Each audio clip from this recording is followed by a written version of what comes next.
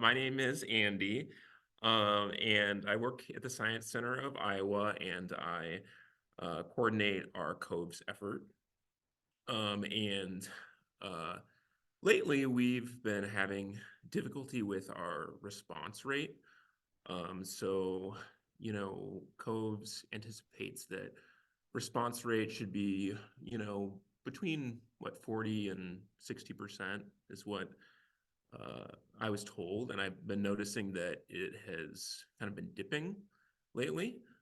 And so I have developed this training to uh, partly, because I want to improve the rates at my own institution, but also because I, thought that we all could, improve our response rates together.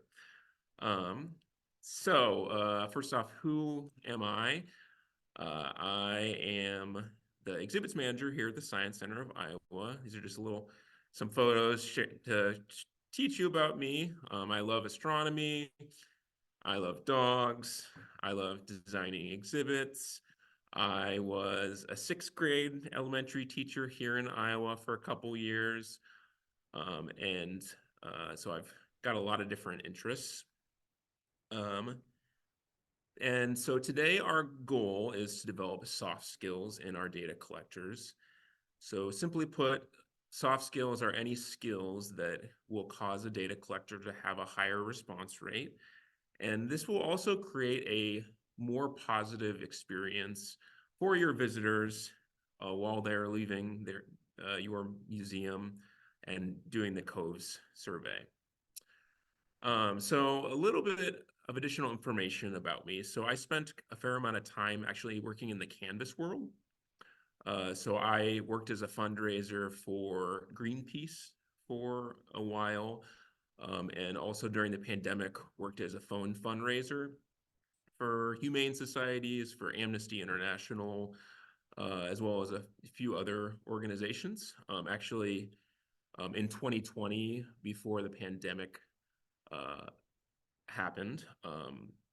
Greenpeace at any time has about, I don't know, 150 street and door-to-door canvassers knocking doors, talking to people about climate change, and uh, helping raise funds for the organization. And in 2020, I actually had signed up more donors for Greenpeace than anyone else in the country before lockdown. And so I was thinking about this sort of canvas process and thinking about how can the skills that a canvasser or a fundraiser, um, how do those skills relate to being a data collector? So I want you to kind of visualize, you're standing on a corner in Chicago, downtown, busy intersection, and you're asking people who are living their lives to stop and talk to you and listen to what you have to say. Um, it's a very difficult thing to do. One, to get someone to uh, stop and take time out of their day, uh, but also to um, keep a positive attitude while you're doing it.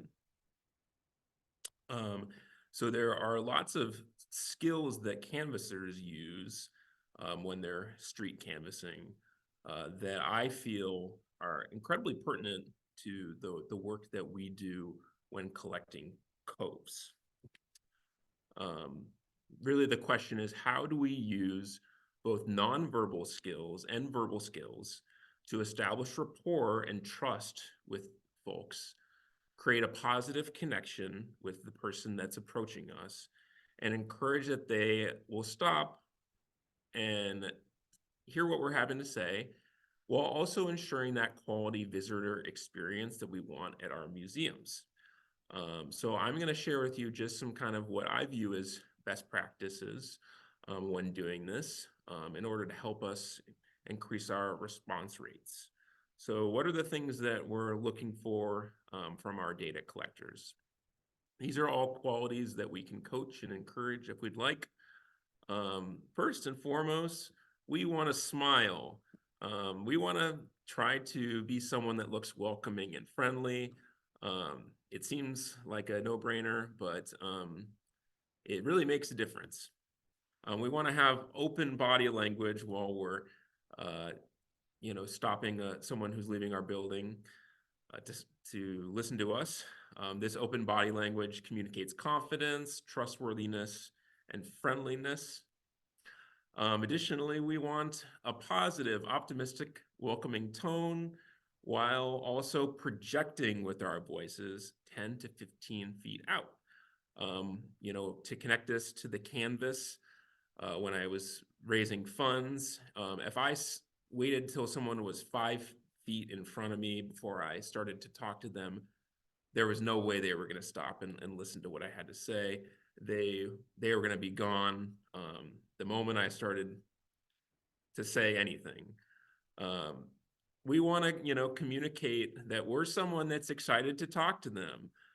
We want them thinking, who is this person? I'm curious what they have to say. And additionally, we want to make sure we're making really strong eye contact with that person. Communicate to that person that you're definitely speaking to them. It's if someone is talking loudly and not looking at you in the eyes, it might be confusing to them, and they might not actually understand that you're trying to speak to them. This act also creates rapport and trust between you and the person that you're talking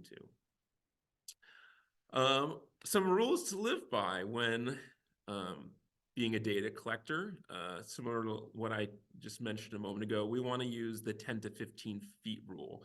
If we're asking folks when they're 5 feet in front of us, they're just going to zoom by us. We need time to make eye contact with them, establish a connection, and create some rapport. That's why projecting with your voice with a positive tone is so important. Additionally, we want to do our very best to maintain neutrality and positivity. People are going to say no to us. We know this. It's their choice whether or not they want to complete the COVES survey. It's not anything to take personally. It's really not a huge deal. But I have found that with data collectors at my museum, sometimes it's very easy to internalize that as they're saying no to me versus they're saying no to the survey. We want to make sure that we put up protections for ourselves and do our best to not internalize that no. Additionally, when a person says yes, we want to say thank you to them. We want to praise them for their help. We appreciate them. I find that if we are thankful to our visitors as they're leaving, one, they're just going to have a more positive experience right as they're leaving, but also they're going to probably be a little bit more understanding in terms of the length of the survey and less likely to complain about the length or decide to bail while they're still completing the survey. And again, we're just, if they do talk about the length of the survey, I just tell them how much I appreciate them for what they're doing and how they're helping us in our work. Some potential pitfalls or things to avoid when being a data collector. Uptones in the ask. We want to focus on neutral tones or even down tones when asking a person to complete the survey. If I say to a person, would you help us out? That is going to land a little bit differently than, would you help us out? With that uptone, we are creating, it's going to feel to the person hearing it that it's more of a question. It's still a question when we use a neutral tone, but using that neutral tone is going to help with the ask. We also want to do our best to avoid, for lack of a better word, weak language. Words like maybe or possibly or could you. If we use stronger language like we'd love to hear your thoughts today and help us with this survey. Could you help us out with it, or would you take the survey? That's gonna land a little bit more confident and stronger. And lastly, one thing to avoid is getting a mindset about what you're doing, a negative mindset. If we start to get a mindset where we expect people to say no to the survey consistently, and we start to anticipate that they're going to say no before we even ask them, this mindset's going to impact our own behavior, and potentially create a self-fulfilling prophecy. People will start to say no because that's what we expect them to do. If we develop a positive mindset instead, this will lead to people being excited to complete the survey, and they'll have a better experience while they're doing it. But if we have that negative mindset, we're actually going to start to do subtle things that communicate to them in a way that is going to make them say no, or so make it more likely that they're going to say no. So here are some options for coaching these skills and implementing them with staff. One option is just a tell, show, do, where we can explain to our staff the soft skills and how they work, model to the group what the ask looks like, and have a group practice with a partner, and exchange feedback. This can be a fun time for folks to take on visitor personas. For example, the parent who has the angry or the upset kid, or the kid who is kind of impatient, the person who has no time to do the COVES survey, or a person that is just rude. It can be kind of fun to take on those personas with a partner. Additionally, what I like to do is partner folks up when collecting during busy hours, so that a skill share can happen in a more organic fashion. So maybe if there's someone who has been having a hard time with COVES, partnering them up with someone who's has had a lot of success lately, to kind of help that positivity spread. Another thing that we can do is actually just have the person write out their personal ask, and have them kind of workshop it, and give themselves do like a self-critique. So I actually ask the same way every time I ask. Hi, my name is Andy. I work here at the Science Center. We're conducting a survey to improve the visitor experience. We would love to hear your thoughts today. Could you help us out? It's fully anonymous. You can stop at any time and skip any question.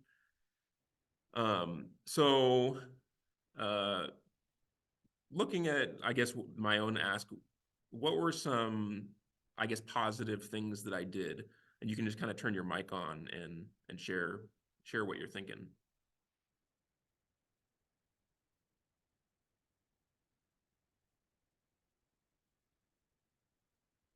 Or any constructive pieces as well.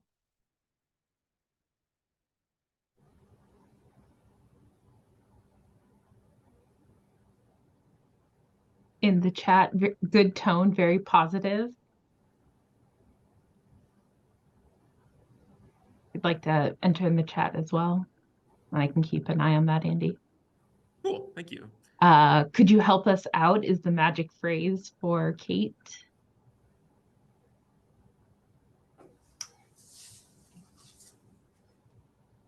Yeah, so I always love, I like to say, we would love to hear your thoughts, because one, it makes the person feel like we value them. And also it is an opportunity to really shed positivity in the interaction. And yeah, we of course want to include our IRB language. So that is the consent process. Okay, so now I just wanted to create some space for questions. If there's anyone that has any questions about the training, or any any specific thoughts regarding it? The ultimate goal is, we want our data collectors to feel like they're being successful. And also we want them to be as efficient with time as possible.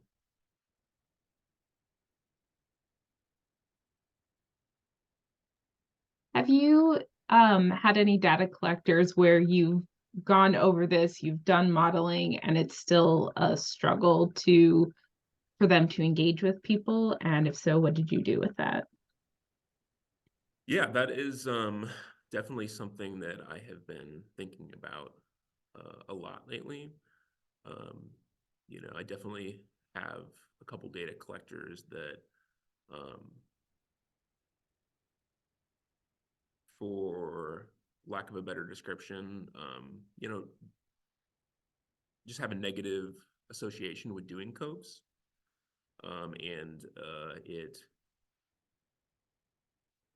I would say that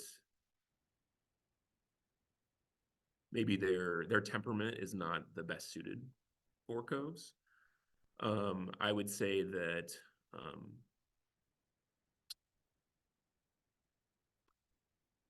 if that person were to, express, I've had data collectors that have expressed things, barriers that are sort of out of their control, and I guess those being the reason why they have a hard time with COVES. Like no one wants to talk to me, or I'm just bad at this.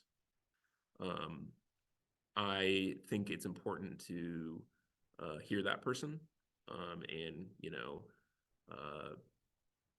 not invalidate what they're saying, and try to focus on the things that they can control, and try to continue to develop like a growth attitude in that person.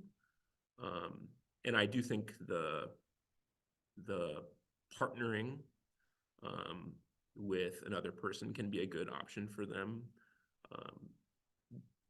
because if they're having fun doing COVES, they're going to be a better data collector.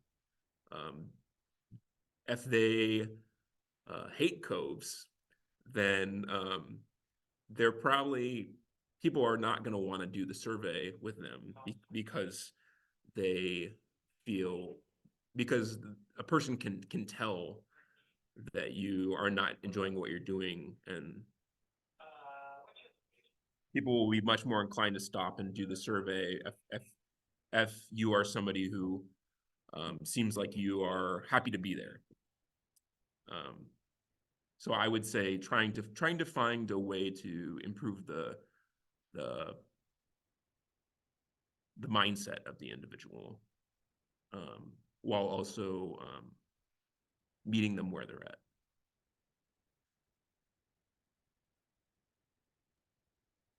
There's a question in the chat about how do you feel about letting visitors know on the way in that we will be asking for feedback? We are a small museum and they'll pass us in and out.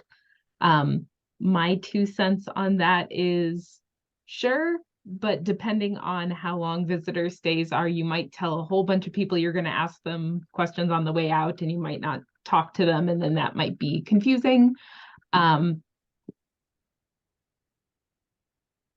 trying to think of, it could be if you're small enough, and like you definitely would be. That's not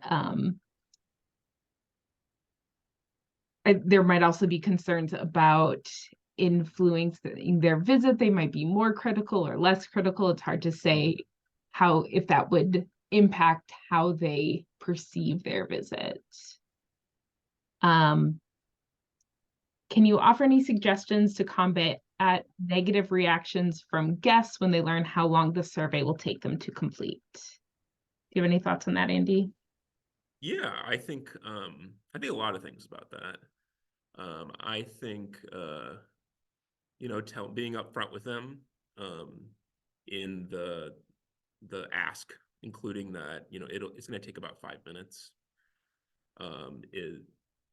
front loading it that way, so that they know. I would say, again, if a person, I think front loading with positive praise too for them, and for their willingness to complete the survey, helps kind of almost more like proactively anticipate that. And I would also say that if they do have negative response to it, again, thanking them, and trying to just know how much we appreciate what they're doing and that it really makes a difference for us, can help combat that. And like it's their time. They don't have to do it. It is optional. But I will be candid in saying, like, what we're asking of them is totally reasonable and not very much. Unless, I mean, if they have like a kid who's upset, or if they have to be somewhere, they don't have time, like that's totally reasonable. But if they do have time, we're asking them for 5 minutes of their time, which, they may feel differently, but we're not asking for that much from them. If I can just add to that too, Andy, I totally agree with you. And I have started to incorporate that like positive mindset into my reactions to a no as well when I'm up doing data collection, which I didn't always used to do. But like, bringing that energy to the ask. And then if they say no, trying to, if it's like, oh, traffic's terrible, I'm like, oh, good luck out there. We all hate traffic. Or like, oh, good luck with your screaming kid. I'm so sorry. You got to get home for like trying to kind of be on the same team as the visitor, even if they're saying no. Really helps me like not get knocked out of my positive mindset that I've been trying to keep up. So yeah, I think that's a really great point about the mindset. Thanks, Alex. Agreed. I think I see Isabel raising their hand. Yeah. Oh, hold on. Do you hear an echo? I can hear No? you, Isabel. Okay, perfect. Then something I'd like to add regarding time is that, well, the first month that I was doing surveys, I was actually taking the time, like measuring how long visitors were actually answering. And it really depends on how skillful they are using the iPads. So I noticed that there's an average, like some people do it in 3 minutes, some people take 6, 7. But something that really worked for me to encourage visitors is when they have a face like, oh, really? 5 minutes, that's a lot. I tell them like, well, some people answer in 3. It's usually 5 minutes, but some people answer in 3. And that becomes a challenge. It's like, oh, I can definitely do that. It's like, oh yeah, so that works for me. You I should think that, oh, go ahead, Allison. you should be able to see on your dashboard and in your raw data what your average times are. And if you're using the tracking logs, we also update with average time. So you can also see, True. I discovered that later. But yeah, that's free way useful than measuring with my phone. yeah. And also like if you're standing there waiting, you can kill those minutes like by paying attention to how long it takes. But also there is an easy way to view that in addition to timing people on your own. Yeah, that's true. Thank you. I think that's a really great point, Isabel, that you made too. When a person has like an objection to the survey, I like to kind of reframe it as almost like a question, to kind of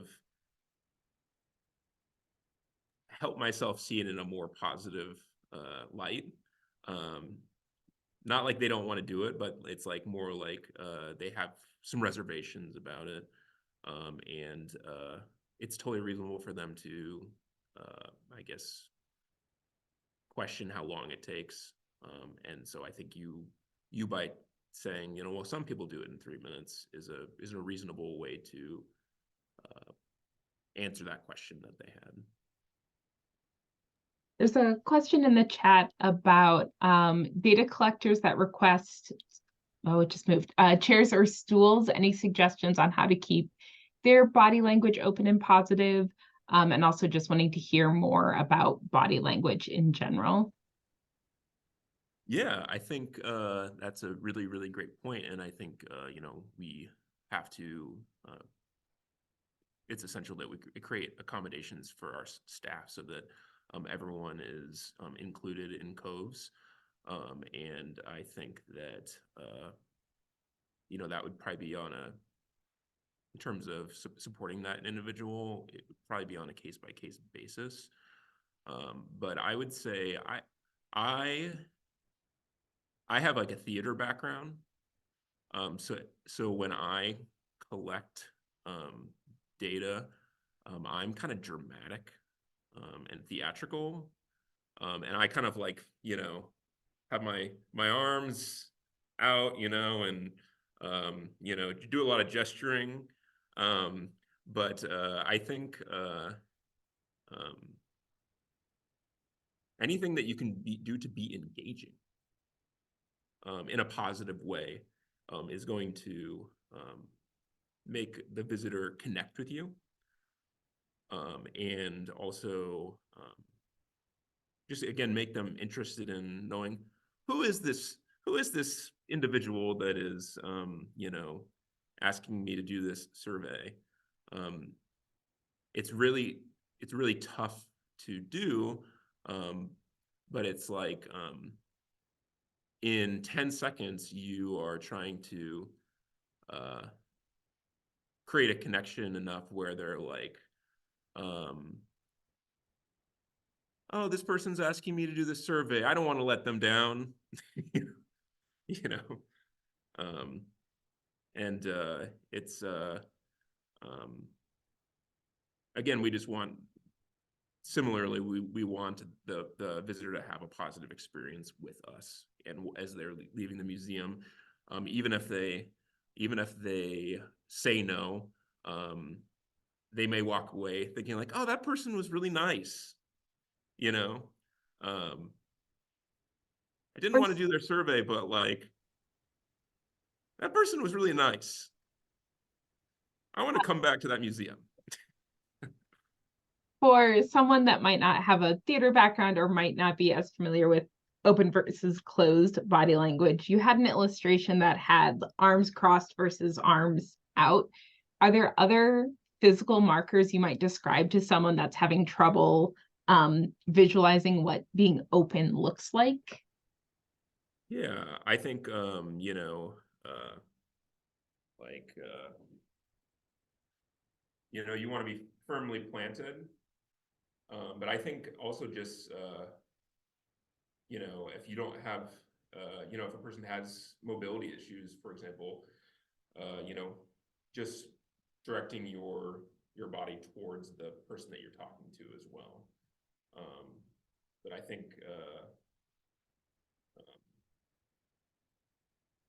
you can just see that this feels different than like this, you know, and that, you know, everyone has their own, I guess, like levels of comfort with that, and I think you know, again, everyone is different and has a different approach, but if we it is still something that can be coached, and but yeah, I would just, you know, you want to communicate that you're welcoming, and that you are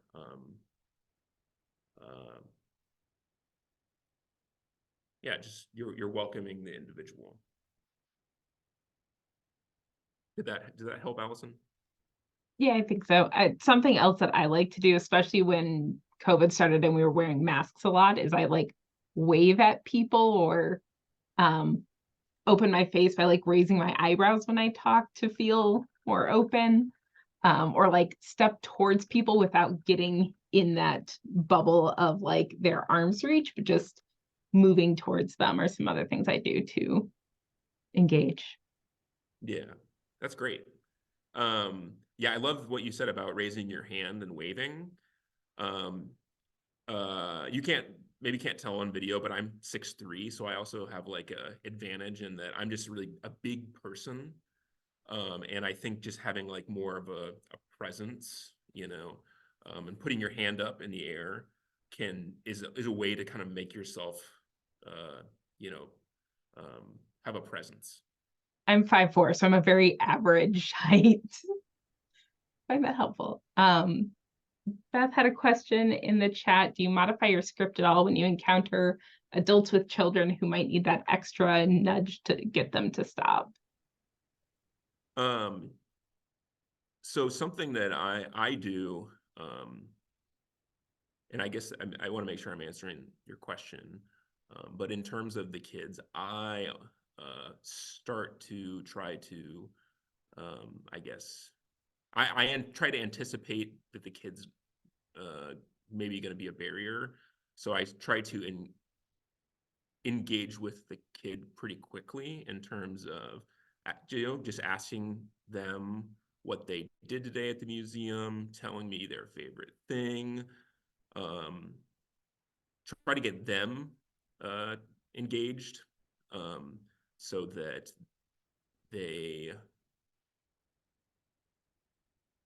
to support the parent.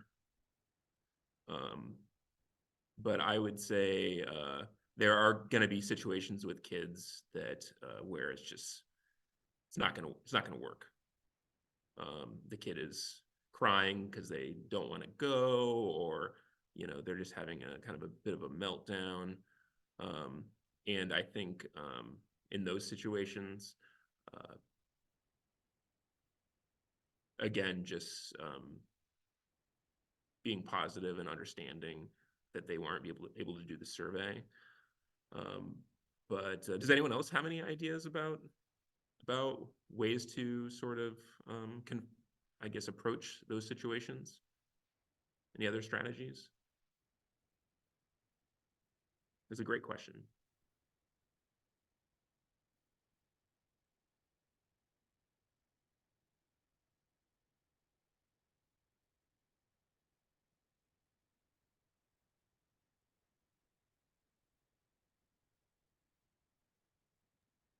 The Putnam, they have a table of blocks nearby that they point kids to. I don't know that I've personally had that be an issue, not in the situation of that full-blown tantrum. But usually if I can pause their parents, the kids will at least stop with them. But I also might be very okay with people just pointing to their kids and just using that as the reason they're saying no, and me just saying, okay, that's fine. A little thank you pencil or prize, a table with marketing materials, offering stickers, positioning themselves near a cool interactive in the lobby, which I am also a fan of. Did I see someone else's hand was raised with a question?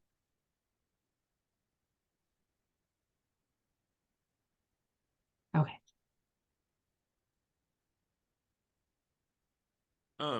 Yeah, and it's fine within the COVES. This isn't something that we do, but it's fine within the COVES protocol to like have a kid or like early childhood activity with you there at the exit, to that way to have something engaging for the kids to do while the parent is doing the survey, right?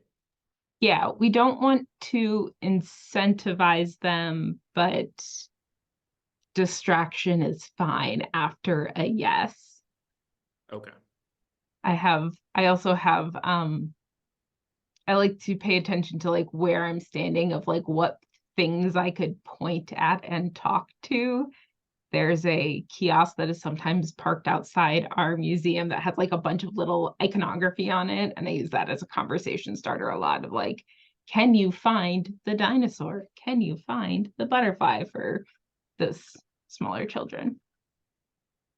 But that's after they've said yes, and I'm just distracting a little bit. I even think looking at the full group sometimes, like part of that eye contact is, directing it at the person who can consent, but also acknowledging like there's a child here. They have feelings. Like, being engaging to all levels that are present, I think can help put adults' minds at ease sometimes that like, okay, this isn't gonna, stress out my kid too much. This person's engaging and interesting too. So being, continuing to be that upbeat, friendly person, no matter what age. Agreed, Lauren. Sure. I also wanted to throw in, I know Alex talked about it for a second, that like remaining upbeat even when people are rejecting you piece. I actually notice, especially in our space where there's a lot of traffic, so it's quick turnaround to your next person you're intercepting. So that person that you just got rejected by is modeling for the person who's about to either accept or reject for you. So if you are like, oh, whatever, awesome, have a great day, and they realize that you're not gonna be like hounding them and chasing them down, I find that makes the next person actually feel like, oh, this poor person, they just got turned down, like we'll be nice to them, and then they accept you, instead of creating this chain of rejection where you're like, oh, okay. And then you just keep getting rejected. So yeah, good tip no matter what. Yeah, that's a great point. And I think the same sort of thing happens where if you get into a rhythm and you have like one or two people already doing the survey, there's some sort of weird conformity that happens where the third person's like, well, these other two people said yes, so I suppose I should as well. But I agree with you, Lauren, that keeping that positive sort of attitude when people say no, the subsequent people then see you kind of modeling that positive behavior, and see you as somebody that they care about. Versus if you were like, getting frustrated, they would be less receptive to that behavior, I think.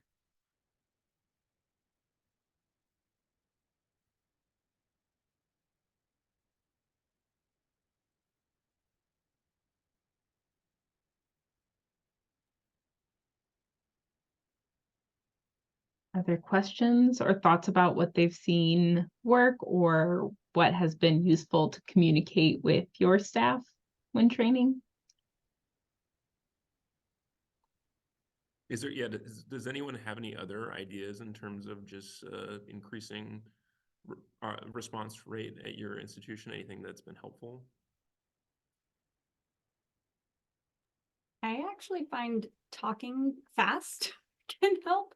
Like I kind of gauge how fast the person is walking. Like if they seem like they are fast walkers, fast talkers, I'm like, all right, hey guys, we'd love your help. Are you on your way out? Like, please participate in our survey.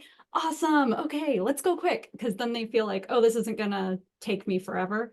But if they're kind of moseying out, I'm like, hey guys, do you mind participating? Blah, blah, blah. Like just kind of matching pace is something that I've found helps out.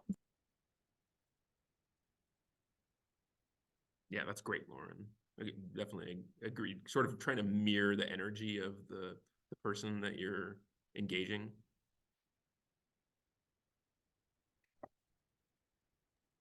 Question in the chat, do you do group reflections with data collectors, either regularly or from time to time? That is something that I would like to do more often. I think our team at our museum is basically touches every department in the building. So our COVES team is programs presenters, exhibits people,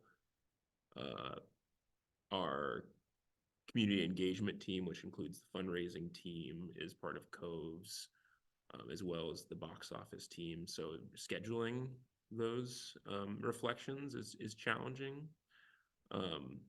just to make sure I'm understanding, do you mean like right after a COVES session, or like just kind of like meetings to get the whole team together to reflect on kind of how things are going?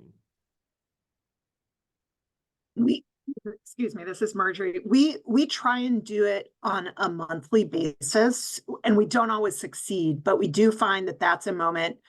It's sort of a lower key chance to check in. Somebody doesn't have to say they're struggling to do that. But I'm curious about the strategies that other people use to do that. And our team of data collectors, I think, is smaller than yours, so it's easier for us to schedule.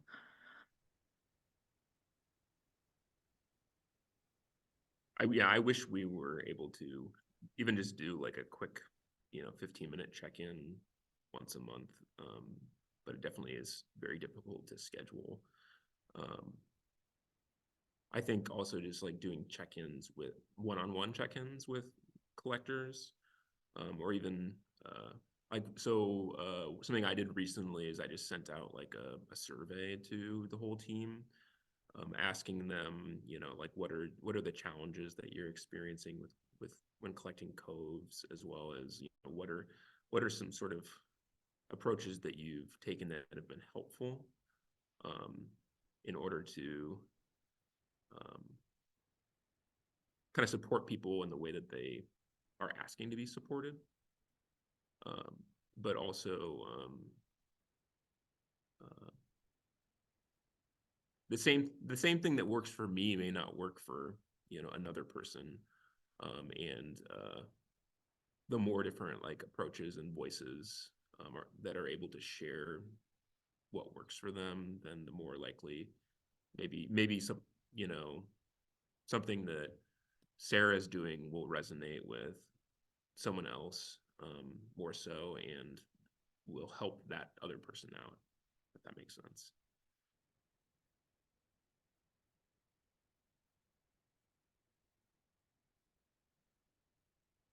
I think something that I try to do also is just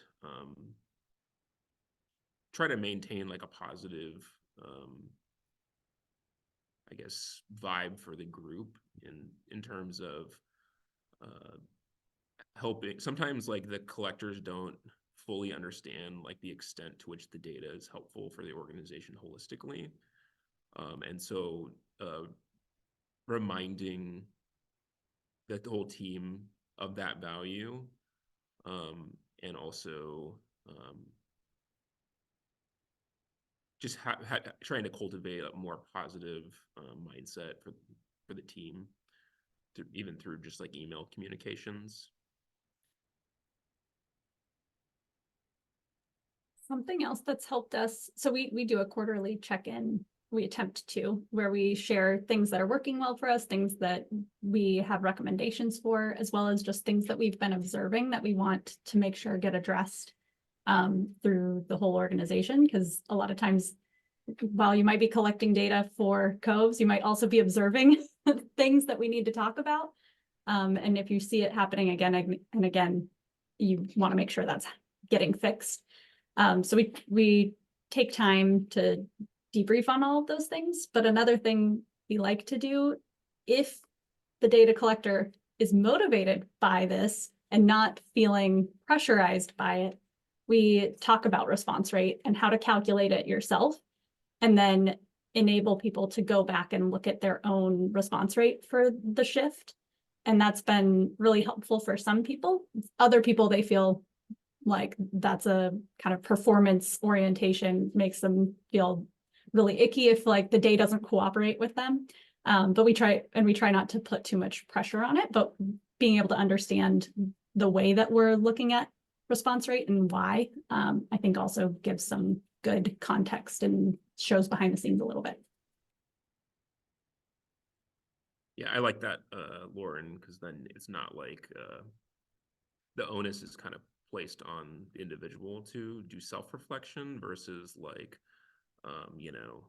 the manager of the projects coming to them saying like, oh, your response rate isn't high enough, like that does not feel good,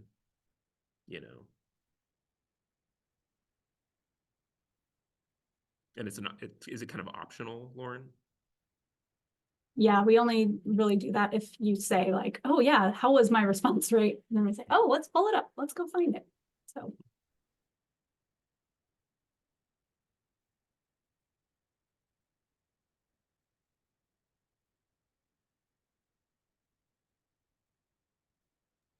Any final questions or thoughts before we wrap up?